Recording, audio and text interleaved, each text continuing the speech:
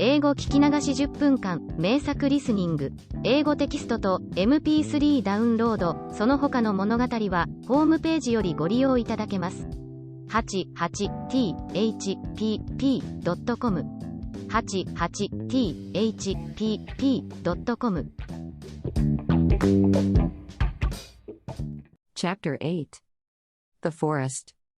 As soon as Tildal and Mydal were in bed, Light kissed them and faded away at once, so as not to disturb their sleep with the rays that always streamed from her beautiful self.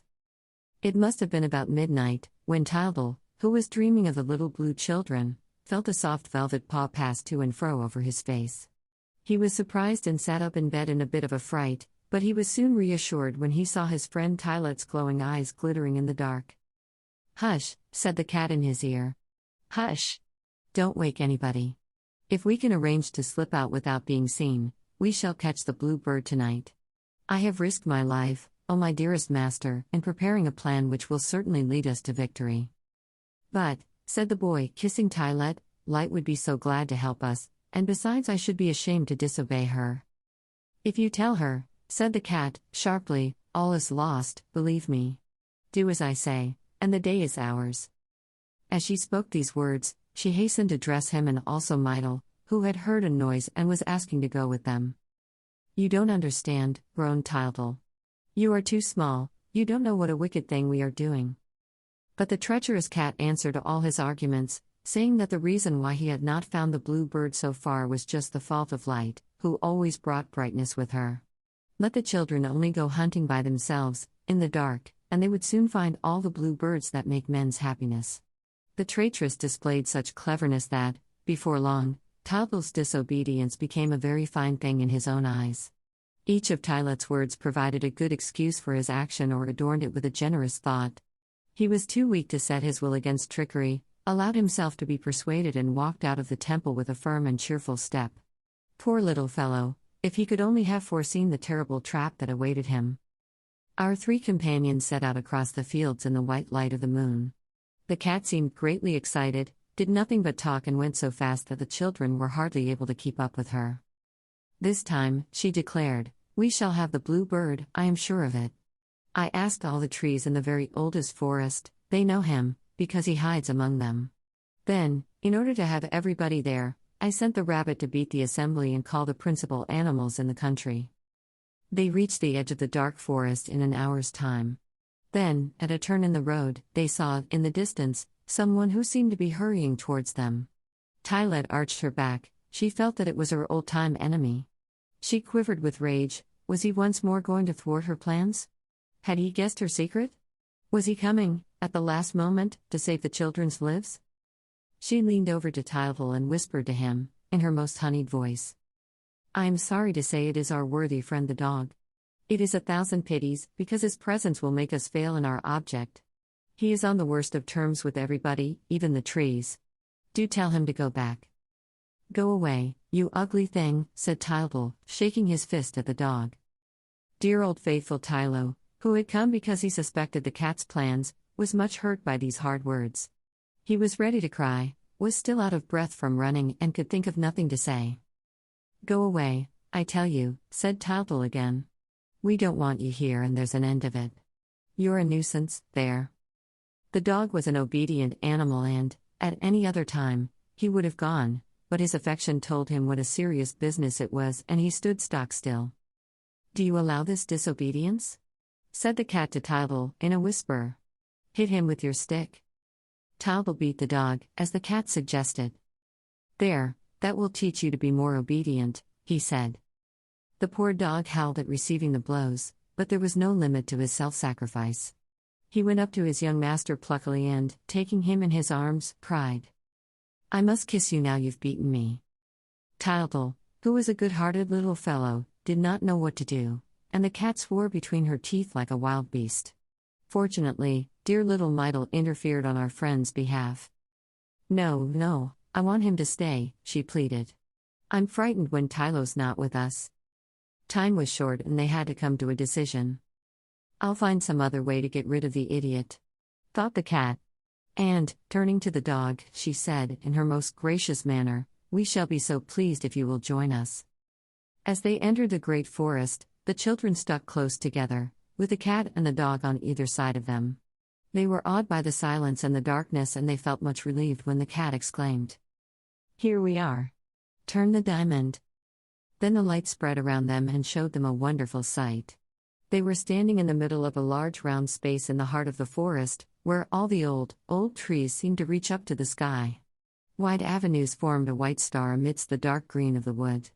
Everything was peaceful and still, but suddenly a strange shiver ran through the foliage. The branches moved and stretched like human arms, the roots raised the earth that covered them, came together, took the shapes of legs and feet and stood on the ground. A tremendous crash rang through the air, the trunks of the trees burst open and each of them let out its soul, which made its appearance like a funny human figure.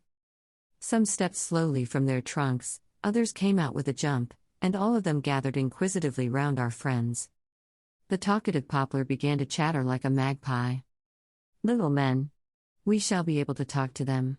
We have done with silence. Where do they come from? Who are they?" And so he rattled on. The lime tree, who was a jolly, fat fellow, came up calmly, smoking his pipe. The conceited and dandified chestnut tree screwed his glass into his eye to stare at the children. He wore a coat of green silk embroidered with pink and white flowers. He thought the little ones too poor-looking and turned away in derision. "He thinks he's everybody, since he has taken to living in town. He despises us," sneered the poplar, who was jealous of him. "Oh dear, wept the willow, a wretched little stunted fellow, who came clattering along in a pair of wooden shoes too big for him. "They have come to cut off my head and arms for firewood." Tyltyl could not believe his eyes. He never stopped asking the cat questions.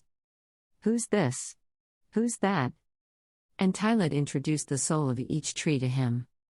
There was the elm, who was a sort of short-winded, paunchy, crabby gnome; the beech, an elegant, sprightly person; the birch, who looked like the ghosts in the palace of night, with his white flowing garments and his restless gestures. The tallest figure was the fir tree. Tyltyl found it very difficult to see his face perched right at the top of his long, thin body, but he looked gentle and sad, whereas the cypress, who stood near him, dressed all in black, frightened Tyltyl terribly. However, so far nothing very dreadful had happened. The trees, delighted at being able to talk, were all chattering together, and our young friend was simply going to ask them where the blue bird was hidden, when, all of a sudden, silence reigned. The trees bowed respectfully and stood aside to make way for an immensely old tree, dressed in a long gown embroidered with moss and lichen. He leaned with one hand on a stick and with the other on a young oak sapling who acted as his guide, for the old oak was blind. His long white beard streamed in the wind. "It's the king," said Tyltyl to himself, when he saw his mistletoe crown. "I will ask him the secret of the forest." And he was just going up to him, when he stopped, seized with surprise and joy. There sat the blue bird before him, perched on the old oak's shoulder. "He has the blue bird," cried the boy, gleefully. "Quick! Quick! Give him to me!" "Silence! Hold your tongue," said the greatly shocked trees. "Take off your hat, Tyltyl," said the cat. "It's the oak." The poor child at once obeyed with a smile. He did not understand the danger that threatened him, and he did not hesitate to answer, "Yes, sir," when the oak asked him if he was the woodcutter's son. Then the oak, trembling with rage, began to lay a terrible charge against Daddytyl. "In my family alone," he said, "your father has put to death 600 of my sons, 475 uncles and aunts, 1,200 cousins of both sexes, 380 daughters-in-law, and 12,000 great-grandsons." No doubt his anger made him exaggerate a little, but Tyltyl listened without protest and said, very politely, "I beg your pardon, sir, for disturbing you. The cat said that you would tell us where the blue bird is." The oak was too old not to know all there was to know about men and animals. He smiled in his beard when he guessed the trap laid by the cat, and he felt very glad at it, for he had long wished to revenge the whole forest for the slavery to which man had subjected it. "It's for the Fairy Barraloon's little girl, who is very ill," the boy continued. "Enough," said the oak, silencing him. "I do not hear the animals. Where are they? All this concerns them as much as us. We, the trees, must not assume the responsibility alone for the grave measures that have become necessary." "Here they come," said the fir tree, looking over the top of the other trees. "They are following the rabbit." I can see the souls of the horse, the bull, the ox, the cow, the wolf, the sheep, the pig, the goat, and the bear. All the animals now arrived. They walked on their hind legs and were dressed like human beings. They solemnly took up their positions in a circle among the trees, all except the frivolous goat, who began to skip down the avenues, and the pig, who hoped to find some glorious truffles among the roots that had newly left the ground. "Are all here present?" asked the oak. "The hen could not leave her eggs," said the rabbit. "The hare was out for a run, the stag has pains in his horns and his corns, the fox is ill, here is the doctor's certificate." The goose did not understand, and the turkey flew into a passion. "Look," whispered Tottle to Mydle. "Aren't they funny? They are just like the rich children's fine toys in the windows at Christmas time." The rabbit especially made them laugh, with his cocked hat over his big ears, his blue, embroidered coat, and his drum slung in front of him. Meanwhile, the oak was explaining the situation to his brothers the trees and to the animals. Treacherous Tylette had been quite right in reckoning on their hatred. "The child you see before you," said the oak, "thanks to a talisman stolen from the powers of earth, is able to take possession of our blue bird and thus to snatch from us the secret which we have kept since the origin of life. Now we know enough of man to entertain no doubt as to the fate which he reserves for us, once he is in possession of this secret. Any hesitation would be both foolish and criminal. It is a serious moment, the child must be done away with before it is too late." "What is he saying?" asked Tottle, who could not make out what the old tree was driving at. The dog was prowling round the oak and now showed his fangs. "Do you see my teeth, you old cripple?" he growled. "He is insulting the oak," said the beech indignantly. "Drive him out," shouted the oak, angrily. "He's a traitor." "What did I tell you?" whispered the cat to Tottle. "I will arrange things. But send him away." "Will you be off?" said Tottle to the dog.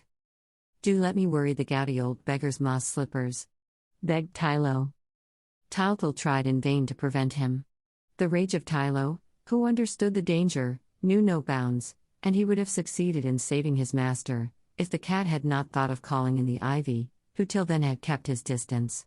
The dog pranced about like a madman, abusing everybody. He railed at the ivy. "Come on, if you dare, you old ball of twine, you." The onlookers growled. The oak was pale with fury at seeing his authority denied. The trees and the animals were indignant, but, as they were cowards, not one of them dared protest, and the dog would have settled all of them, if he had gone on with his rebellion. But Tottle threatened him harshly, and, suddenly yielding to his docile instincts, Tylo lay down at his master's feet.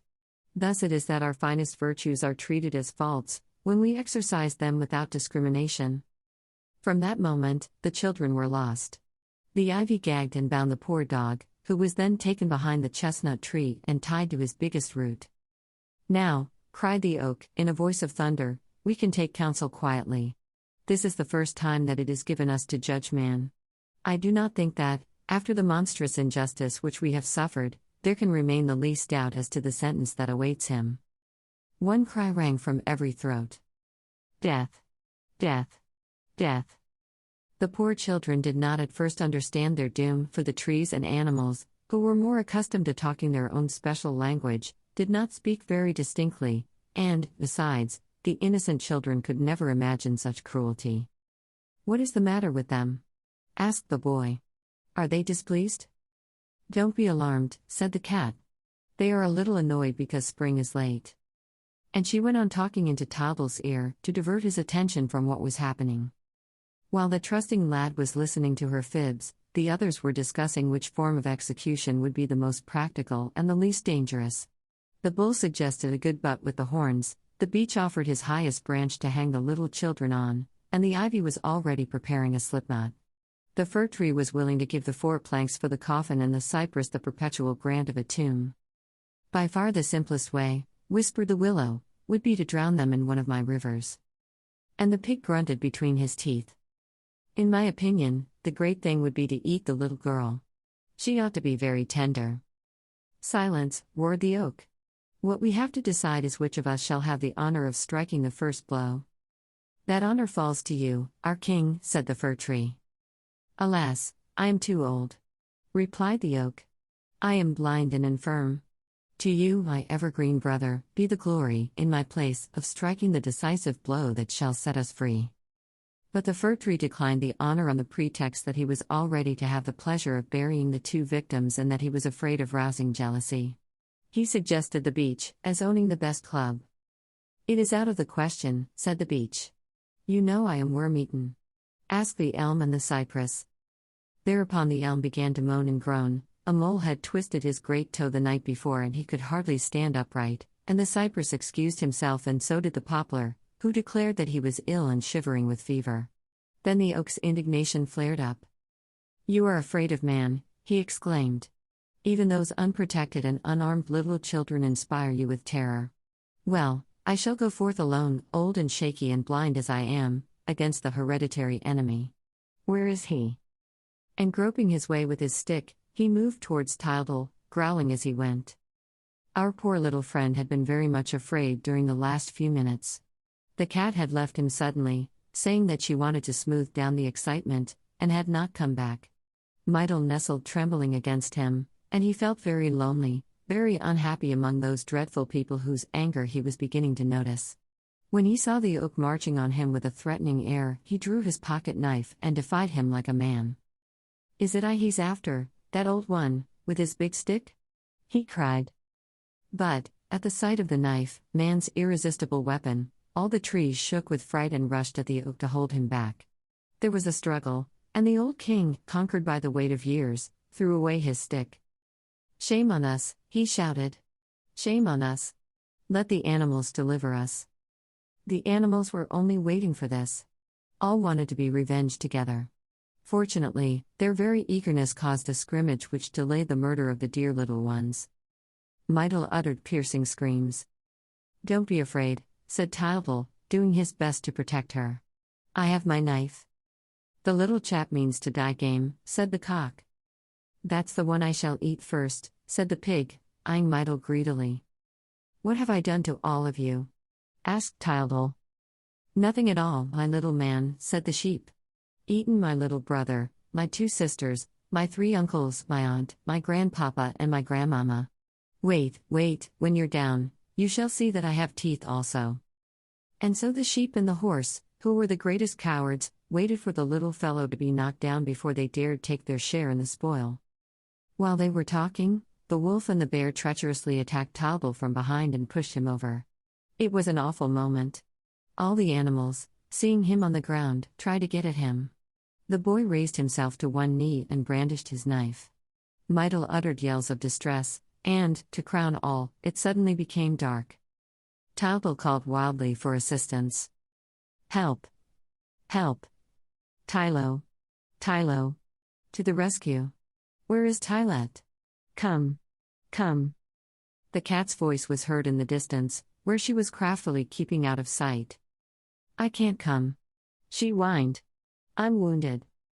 All this time, plucky little Tildal was defending himself as best he could, but he was alone against all of them, felt that he was going to be killed and, in a faltering voice, cried once more. Help! Tylo! Tylo! I can't hold out. There are too many of them. The bear. The pig. The wolf. The fir tree. The beech. Tylo! Tylo! Tylo! Then the dog came leaping along, dragging his broken bonds and elbowing his way through the trees and animals and flung himself before his master, whom he defended furiously. Here, my little god. Don't be afraid. Have at them? I know how to use my teeth. All the trees and animals raised a loud outcry. Renegade. Idiot. Traitor. Felon. Simpleton. Sneak. Leave him. He's a dead man. Come over to us. The dog fought on. Never. Never. I alone against all of you. Never. Never. True to the gods, to the best, to the greatest. Take care, my little master, here's the bear. Look out for the bull. Tildal vainly tried to defend himself. I'm done for, Tylo. It was a blow from the elm. My hand's bleeding. And he dropped to the ground. No, I can hold out no longer. They are coming, said the dog. I hear somebody. We are saved. It is light. Saved. Saved. See, they're afraid, they're retreating. Saved, my little king. And, sure enough, light was coming towards them, and with her the dawn rose over the forest, which became light as day. What is it? What has happened? She asked, quite alarmed at the sight of the little ones and their dear Tylo covered with wounds and bruises. Why, my poor boy, didn't you know? Turn the diamond quickly. Tylo hastened to obey, and immediately the souls of all the trees rushed back into their trunks, which closed upon them. The souls of the animals also disappeared, and there was nothing to be seen but a cow and a sheep browsing peacefully in the distance. The forest became harmless once more, and Tylo looked around him in amazement. No matter, he said, but for the dog, and if I hadn't had my knife. Light thought that he had been punished enough, and did not scold him. Besides, she was very much upset by the horrible danger which he had run. Tylo, Mydal and the dog, glad to meet again safe and sound, exchanged wild kisses. They laughingly counted their wounds, which were not very serious. Tylet was the only one to make a fuss. The dog's broken my paw. She mewed. Tylo felt as if he could have made a mouthful of her. Never mind, he said. It'll keep. Leave her alone, will you, you ugly beast? Said Mydal. Our friends went back to the Temple of Light to rest after their adventure. Tylo, repenting of his disobedience, dared not even mention the blue bird of which he had caught a glimpse, and Light said to the children, gently, let this teach you, dears, that man is all alone against all in this world. Never forget that. A regular waterfall of tears came gushing from her eyes, flooding all around her. 英語聞き流し10分間、名作リスニング、英語テキストと MP3 ダウンロード、その他の物語は、ホームページよりご利用いただけます。88thpp.com 88thpp.com